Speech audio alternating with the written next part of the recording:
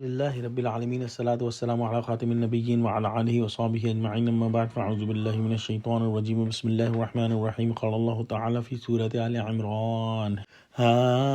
انتم اولائی تحبونہم ولا یحبونکم وتؤمنون بالکتاب کلہ وإذا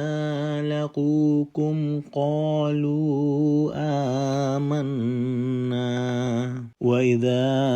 خَلَوْا عَدُّوا عَلَيْكُمُ الْأَنَامِلَ مِنَ الْغَيْظِ قُلْ مُوتُوا بِغَيْظِكُمْ إِنَّ اللَّهَ عَلِيمٌ بِذَاتِ الصُّدُورِ۔ ترجمہ: دیکھو تم ایسے صاف دل لوگ ہو کہ ان لوگوں سے دوستی رکھتے ہو حالانکہ وہ تم سے دوستی نہیں رکھتے، اور تم سب کتابوں پر ایمان رکھتے ہو لیکن وہ تمہاری کتاب کو نہیں مانتے، اور جب تم سے ملتے ہیں تو کہتے ہیں کہ ہم ایمان لے آئے، اور جب الگ ہوتے ہیں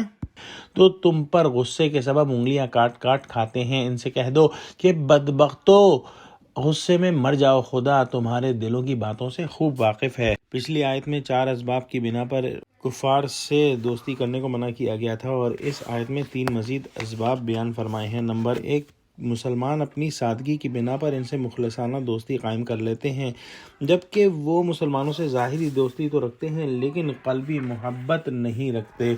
نمبر 2، مسلمان ساری آسمانی کتابوں اور انبیاء پر ایمان رکھتے ہیں لیکن وہ مسلمانوں کی کتاب یعنی قرآن اور نبی محمد صلی اللہ علیہ وسلم کو نہیں مانتے، اور ماننا تو دور کی بات ہے الٹے ان میں کیڑے نکالتے ہیں اور گالی گلوچ سے بھی باز نہیں آتے۔ نمبر 3، جب تمہارے سامنے آتے ہیں تو زبان سے ایمان کا اظہار کرتے ہیں اور تمہارے نبی اور کتاب کے کمالات کا اقرار کرتے ہیں، لیکن جب اپنی شیطانی جماعت کے پاس جاتے ہیں تو حسد و بغض اور اس حسرت کی وجہ سے اپنی انگلیاں کاٹتے ہیں کہ تمہیں دکھ دینے کا موقع ہاتھ کیوں نہیں آ رہا اور تم دن بدن کیوں ترقی کر رہے ہو۔ اللہ سبحانہ وتعالی مسلمانوں کے دلوں کے حال کو بھی جانتا ہے اور کفار کے دلوں کو حال کو بھی جانتا ہے، اور اسی طرح اللہ سبحانہ وتعالی مسلمانوں کے دشمنوں کے بارے میں آگاہ فرماتے رہتے ہیں۔ اگلی آیت میں اللہ سبحانہ وتعالی فرماتے ہیں ان تمسسکم حسنۃ تسؤہم وان تصبکم سیئۃ یفرحوا بها وَإِن تَصْبِرُوا وَتَتَّقُوا لَا يَضُرُّكُمْ كَيْدُهُمْ شَيْئًا إِنَّ اللَّهَ بِمَا يَعْمَلُونَ مُحِيطٌ۔ ترجمہ: اگر تمہیں آسودگی حاصل ہو تو ان کو بری لگتی ہے، اور اگر رنج پہنچے تو خوش ہوتے ہیں، اور اگر تم تکلیفوں کی برداشت اور ان سے کنارہ کشی کرتے رہو گے تو ان کا فریب تمہیں کچھ بھی نقصان نہ پہنچا سکے گا۔ یہ جو کچھ عمل کرتے ہیں خدا اس پر احاطہ کیے ہوئے ہے۔ یہ بھی دلوں کے حال ہیں جو اللہ سبحانہ وتعالی نے اس آیت کے اندر بیان فرمائے ہیں کہ اگر مسلمانوں کو کوئی راحت، نعمت اور بھلائی حاصل ہو، خواہ وہ دینی ہو یا دنیاوی، جسمانی ہو یا روحانی، تھوڑی ہو یا زیادہ، تو وہ کفار جو ہیں وہ پریشان ہو جاتے ہیں، اور اگر کسی بھی حوالے سے مسلمانوں کو دکھ پہنچے تو انہیں خوشی ہوتی ہے، اور انہی میں منافقین بھی شامل ہیں۔